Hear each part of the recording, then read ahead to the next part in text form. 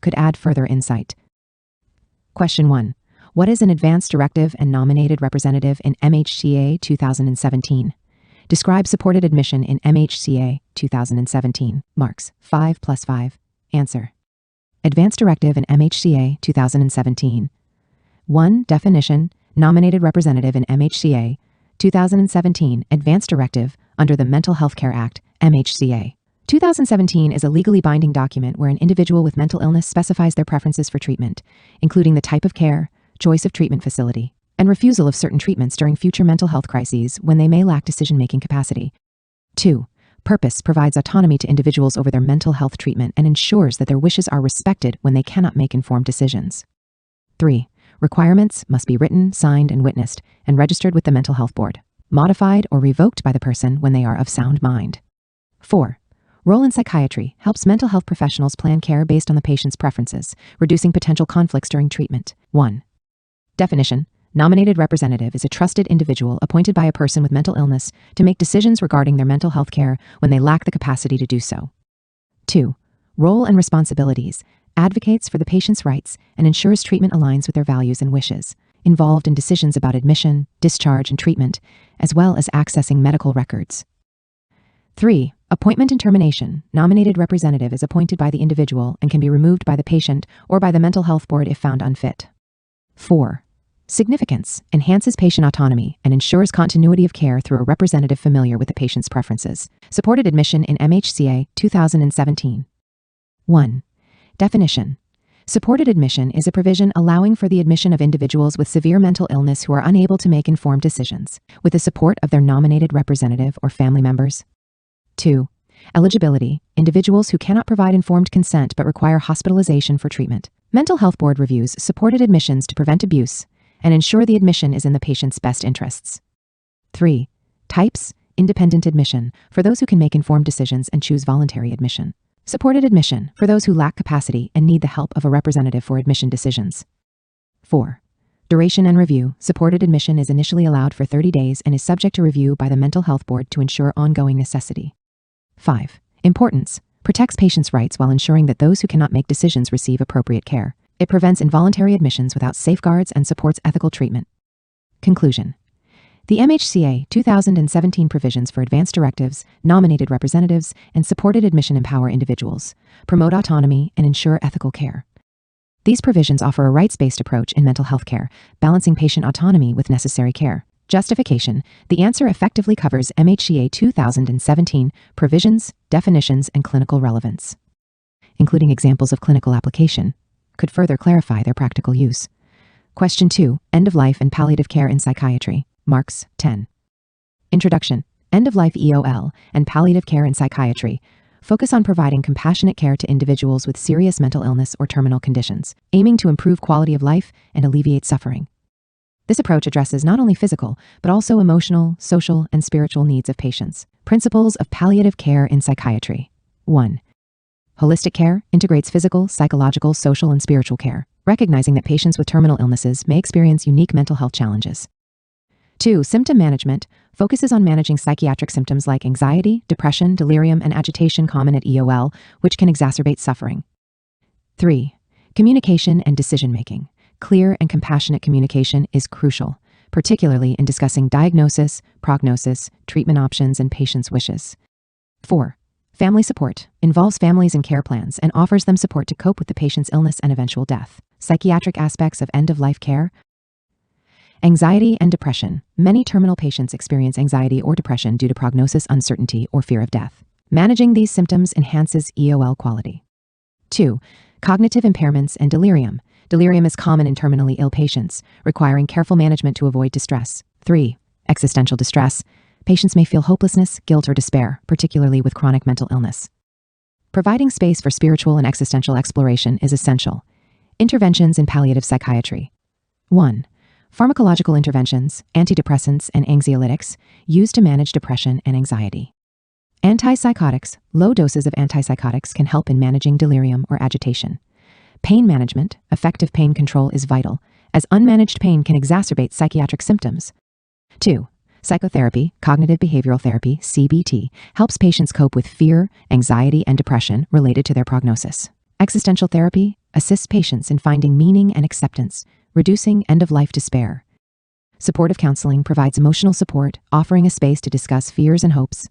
3. Family therapy and bereavement support. Family therapy helps families navigate anticipatory grief, while bereavement support aids in coping with loss after the patient's death.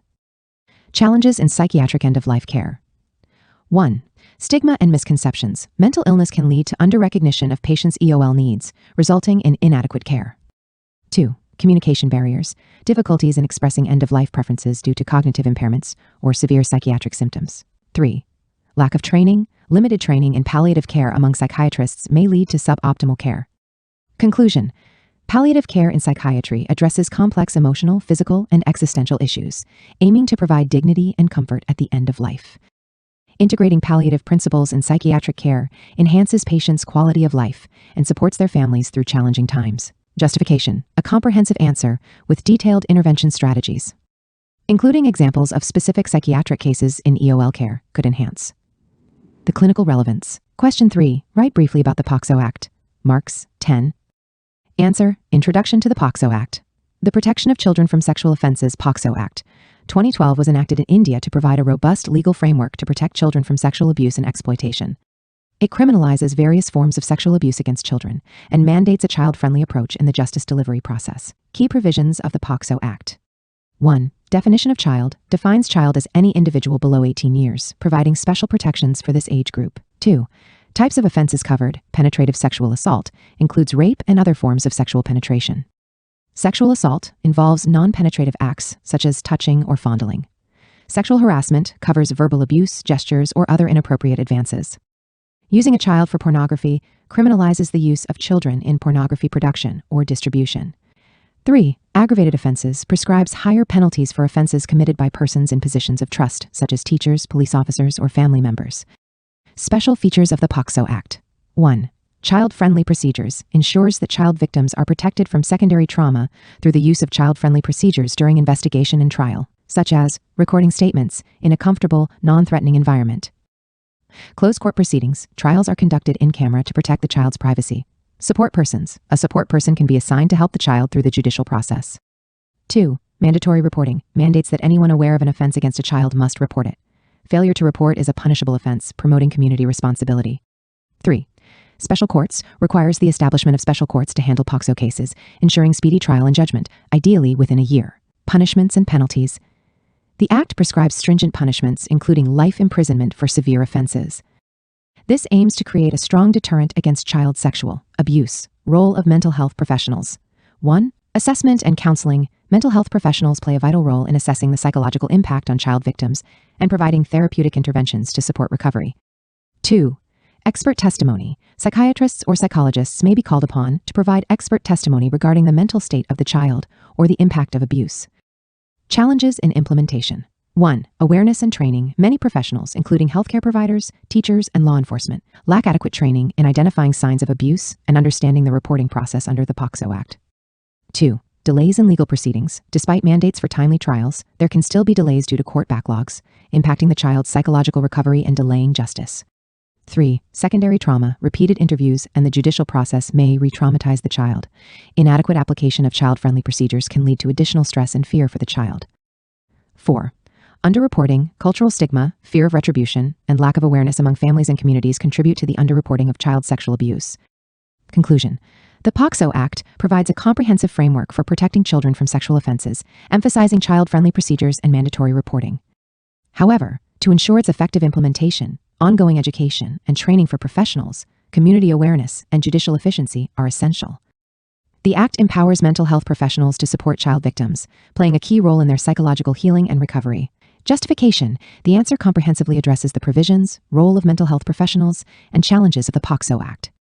Further detail on how mental health professionals can support children in court settings would add depth. Question 4. Critically evaluate the principles and application of pharmacogenomics. Marks, 10. Answer. Introduction to pharmacogenomics. Pharmacogenomics is the study of how an individual's genetic makeup influences their response to medications.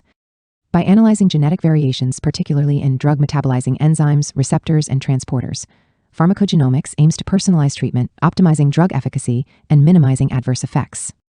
Principles of pharmacogenomics.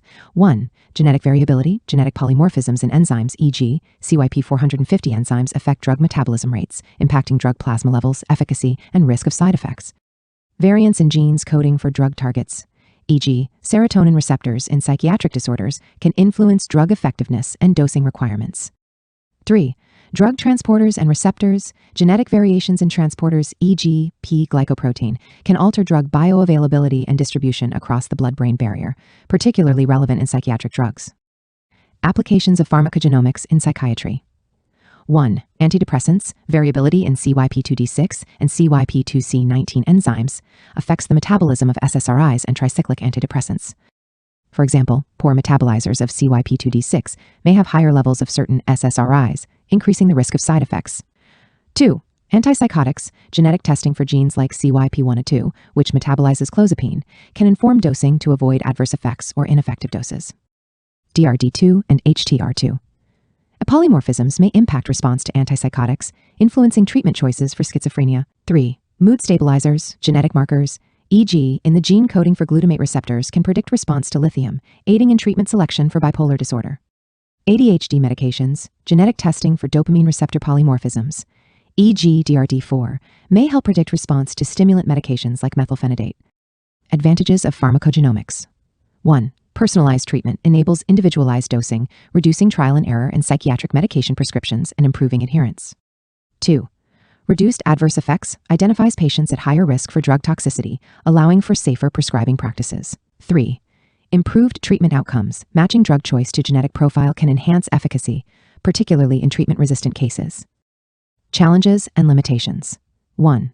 Cost and accessibility. Pharmacogenomic testing can be expensive and is not widely accessible, limiting its routine use in clinical practice. 2. Complex gene-environment interactions. Environmental factors, lifestyle, and comorbidities interact with genetic factors, complicating the interpretation of pharmacogenomic results. 3. Limited predictive value. Genetic tests do not always predict treatment outcomes accurately, as many psychiatric conditions are polygenic and influenced by multiple small effect genes. 4. Ethical and privacy concerns. Genetic information is sensitive, and there are concerns about genetic data privacy, discrimination, and consent, particularly in psychiatric populations. Future directions. Integration into clinical guidelines, incorporating pharmacogenomic data into treatment algorithms for common psychiatric conditions, guided by ongoing research.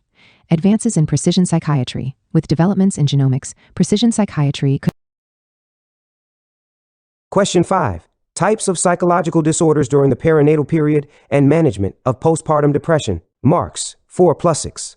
Answer. Types of psychological disorders during the perinatal period.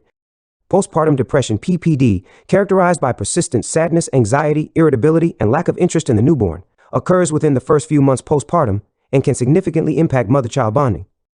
2. Postpartum psychosis, rare but severe disorder with onset shortly after childbirth. Symptoms include hallucinations, delusions, mood swings, and confusion. Requires urgent intervention due to risks of harm to mother and child. Includes generalized anxiety disorder, panic disorder, and obsessive compulsive disorder, OCD, often exacerbated by pregnancy-related concerns. Symptoms can disrupt daily functioning and bonding with the infant. 4. Baby blues, common transient condition characterized by mood swings, tearfulness, and fatigue, typically occurring within the first 2 weeks postpartum. Symptoms can disrupt daily functioning and bonding with the infant. 4. Baby blues, common transient condition characterized by mood swings, tearfulness, and fatigue, typically occurring within the first 2 weeks postpartum. Does not require treatment as it resolves spontaneously. Management of postpartum depression, PPD, psychotherapy, cognitive behavioral therapy, CBT, addresses maladaptive thoughts and behaviors, teaching coping strategies for managing mood. Interpersonal therapy, IPT, focuses on improving interpersonal relationships and social support, which are essential during the postpartum period. 2. Pharmacotherapy, antidepressants, selective serotonin reuptake inhibitors, SSRIs such as sertraline, are commonly used due to their safety profile in breastfeeding mothers. Monitoring, close monitoring for adverse effects in both mother and child is essential, as drug transfer can occur via breastfeeding. 3. Supportive care, psychoeducation, educates the mother and family about PPD, encouraging understanding and reducing stigma. Support groups, group therapy, or support groups offer a sense of community and shared experience, which can be therapeutic. 4. Lifestyle modifications. Sleep hygiene. Adequate sleep is critical as sleep deprivation can worsen symptoms. Family support is important to help manage rest periods. Exercise and nutrition, physical activity, and balanced diet have mood-stabilizing benefits. 5. Involving the family. Engaging the partner or family members in the treatment plan can provide emotional support and assist with childcare, reducing the mother's stress. 6. Follow-up and monitoring. Regular follow-ups are essential to assess treatment response, monitor for relapse, and adjust treatment as needed. Conclusion. Postpartum depression requires a holistic treatment approach, combining psychotherapy, pharmacotherapy when necessary, and strong social support. Early identification and treatment are essential to prevent long-term effects on the mother's well-being and the infant's development. Justification covers types of perinatal psychological disorders and comprehensive management of PPD, including recent guidelines or evidence-based recommendations could enhance relevance. Question 6. Write short notes on risperidone long-acting injection. B. Anti-obesity drugs. Marks. Answer. A. Risperidone long-acting injection. LAI. Introduction. Risperidone LAI is an atypical antipsychotic administered via injection every 2 weeks, primarily used in the maintenance treatment of schizophrenia and bipolar disorder. Pharmacokinetics. Delayed release. Risperidone LAI releases risperidone slowly into the bloodstream over 2 weeks, helping maintain stable blood levels and improving adherence.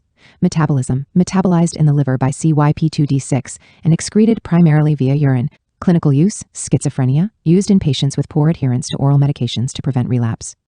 Bipolar disorder, also indicated for maintenance therapy to prevent mood episodes. Advantages: improved adherence, reduces the need for daily medication, beneficial for patients with adherence issues. Reduced relapse rates. Long-acting formulations can decrease the frequency of psychotic relapses in schizophrenia. Side effects: extrapyramidal symptoms, EPS, higher risk with higher doses. Weight gain, common with long-term use. Hyperprolactinemia can lead to menstrual irregularities, gynecomastia, and sexual dysfunction. Administration considerations: requires deep intramuscular injection and initial oral supplementation for 3 weeks to reach therapeutic levels. B. Anti-obesity drugs. Introduction. Anti-obesity drugs are used to assist with weight loss in individuals with obesity, often in conjunction with lifestyle interventions. They work through various mechanisms to reduce appetite, increase satiety, or alter nutrient absorption. 1. Orlistat mechanism inhibits pancreatic lipase, reducing fat absorption in the intestines. Side effects: gastrointestinal issues like oily stools and flatulence. 2. Phentermine topiramate mechanism. Phentermine is a sympathomimetic that reduces appetite, and topiramate has weight-reducing effects.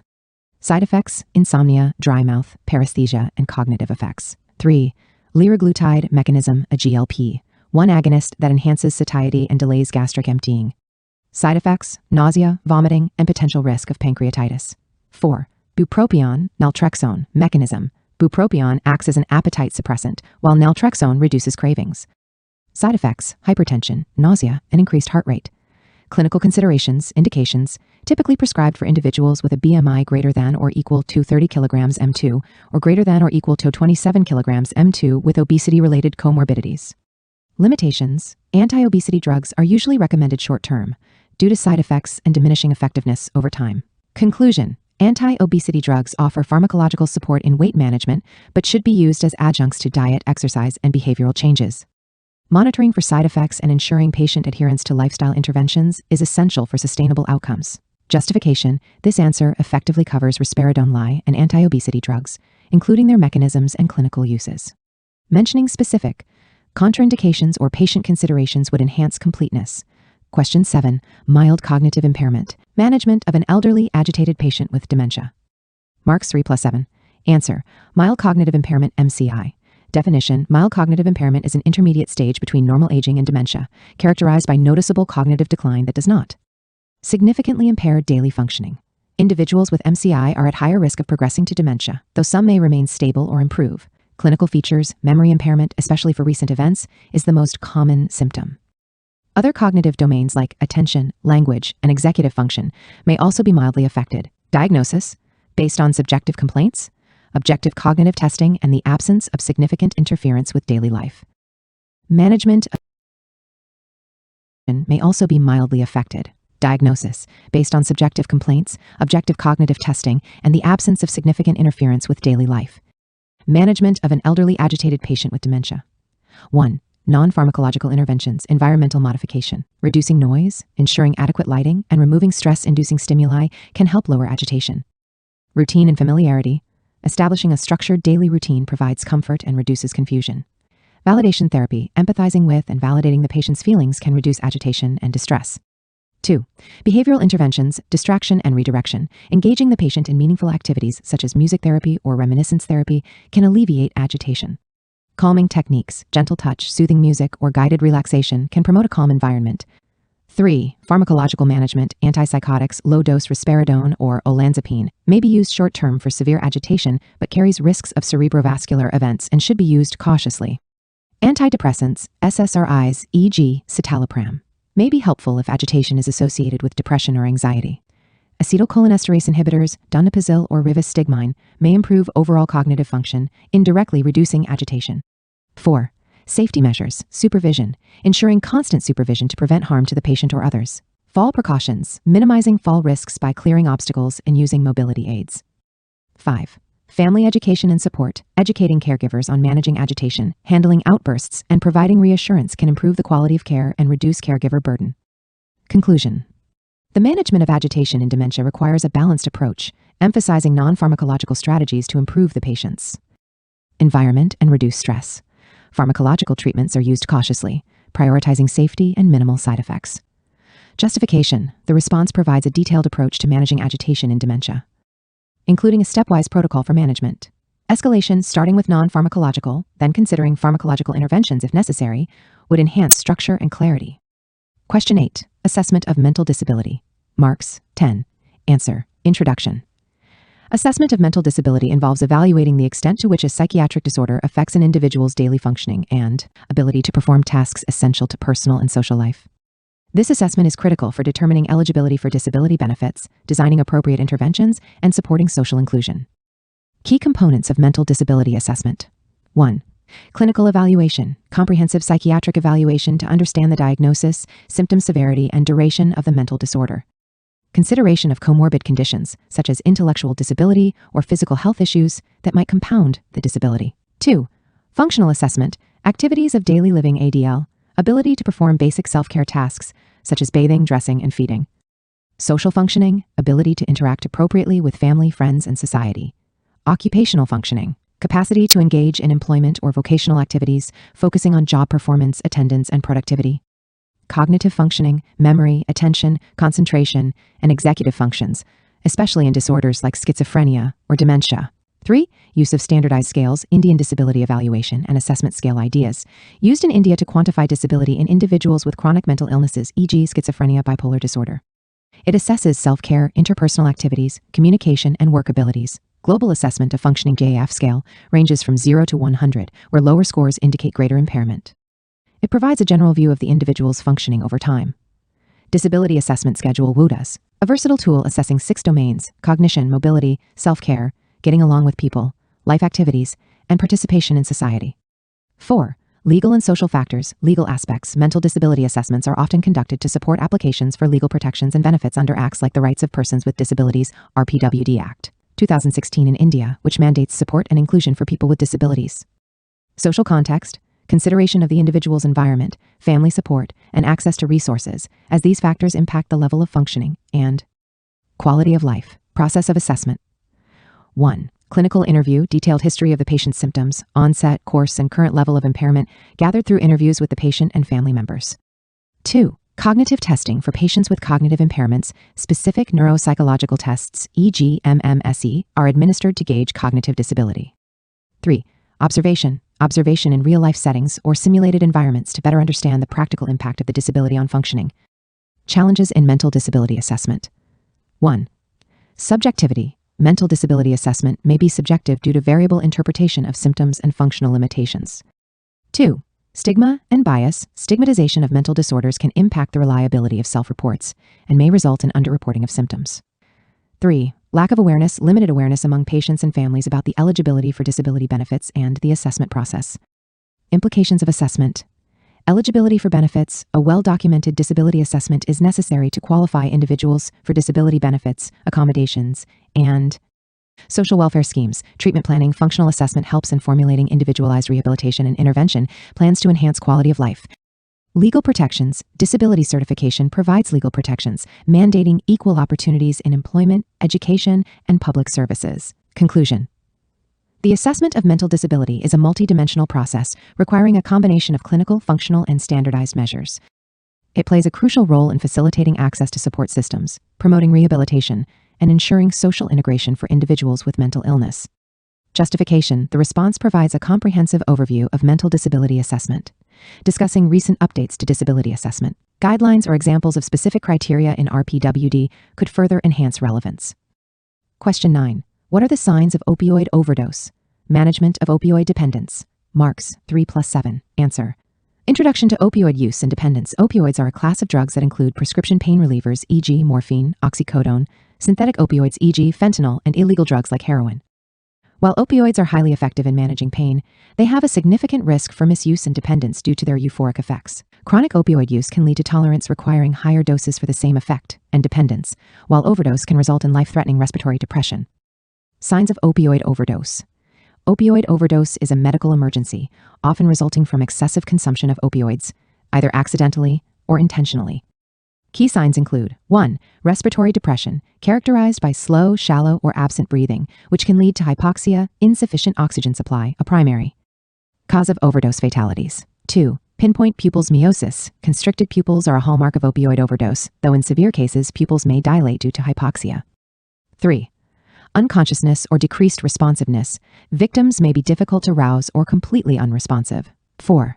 Cyanosis, bluish discoloration of lips, nails, or skin due to reduced oxygen levels.